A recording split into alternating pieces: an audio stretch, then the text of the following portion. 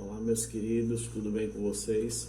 Dando continuidade ao assunto a expansão marítima europeia, a qual falamos dos seus fatores políticos, econômicos, sociais que levaram à expansão marítima e o processo de colonização.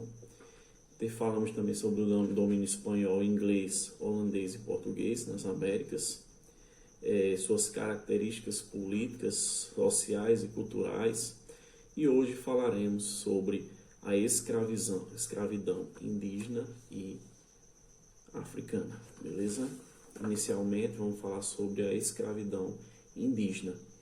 Então, com aquele efetivo no início da colonização no Brasil, os portugueses eles tinham a necessidade de empreender um modelo de exploração econômica das terras que fossem capazes de gerar mais lucros em um espaço curto de pouco tempo. E com isso precisaria de uma ampla mão de obra humana capaz de produzir riquezas em grande quantidade e que dessa forma garantiria margens de lucro cada vez maiores para os cofres da coroa portuguesa. Contudo, inicialmente os portugueses eles pensaram em aproveitar do contato já estabelecido com os índios, né, que foi o primeiro contato, na atividade da exploração do pau-brasil. Então, nesse período, os índios eles realizavam essa extração por meio de um trabalho esporádico, recompensado pelos produtos que os portugueses traziam, entregavam a eles, né? E na prática, essa prática era chamada de escambo, né, na época. Em contrapartida, o trabalho nas grandes propriedades exigia uma rotina de trabalho longa e duradoura, né? E que ia contra os costumes indígenas cotidianos de uma boa parte dos índios, né?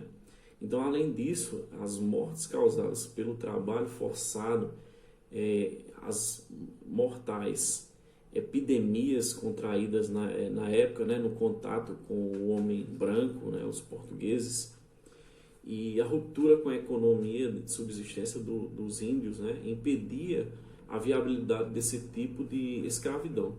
Então, ao mesmo tempo, devemos levar em conta que o controle sobre os índios que os portugueses tinham, né, era bem mais difícil, tendo em vista o conhecimento que eles tinham amplo do território que eles viviam. Então, dessa forma, a vigilância era praticamente bastante complicada e impossível.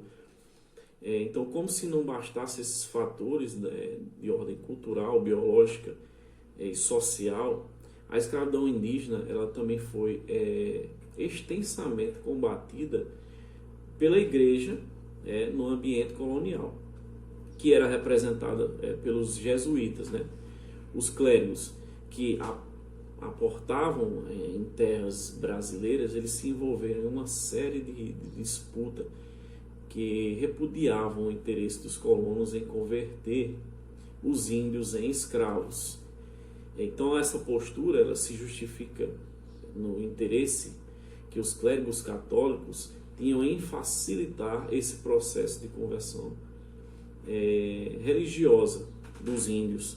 Apesar da sua influência, a autoridade, muitos padres foram explicitamente afrontados pela ganância dos colonos, né, portugueses que saíam pelo território em busca de índios. Então, na maioria das vezes, a escravidão indígena ela servia como alternativa à falta e o alto custo de pessoas escravizadas trazidas da África, né? Falaremos daqui a pouco sobre a escravidão africana. Então, preferencialmente, os colonos eles atacavam as populações indígenas que eram ligadas às missões jesuítas, pois já se mostravam habituadas à rotina e os valores da cultura ocidental. Então, com isso, houve uma forte pressão dos religiosos. E Portugal proibiu a captura dos índios por meio de uma carta Carta Régia emitida no ano 1570.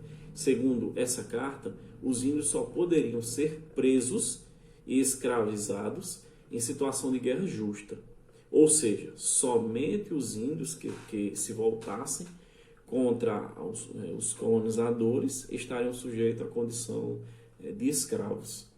Então, por meio dessa carta, dessa medida, os colonizadores eles conseguiram manter a escravidão indígena durante todo o período colonial. Então, essa escravidão ela foi oficialmente extinta no século XVIII, momento em que o Marquês de Pombal estabeleceu um conjunto de transformações na administração colonial. A princípio, ordenou a expulsão dos jesuítas do Brasil, que mediante a ampla influência política e econômica que eles tinham dentro dessa colônia. Então, logo depois, em 1757, foi proibido a escravidão indígena e transformou algumas aldeias em vilas submetidas ao poderio da coroa. Beleza?